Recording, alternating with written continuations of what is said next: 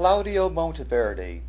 Claudio Monteverdi lived from 1567 through 1643, so he spent his entire adult career during the 17th century.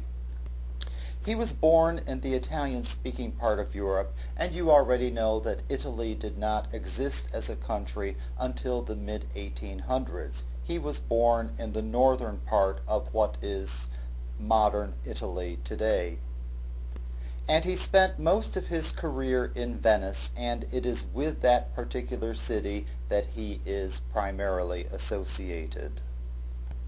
During the time that he lived in Venice, he worked at the Basilica of San Marco, just like Giovanni Gabrieli, but he worked there in a different capacity than did Gabrieli.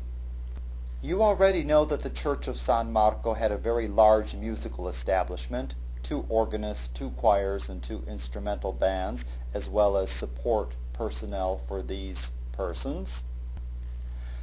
And so the Venetian government hired someone to oversee the entire ensemble of musicians, and Claudio Monteverdi worked as the music director at this institution.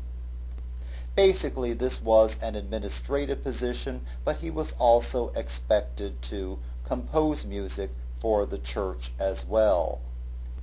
Although Monteverdi made his living as a church musician, he did not confine his efforts to sacred music, since he lived in Venice, and he lived there during the late 1630s and the early 1640s, and much earlier.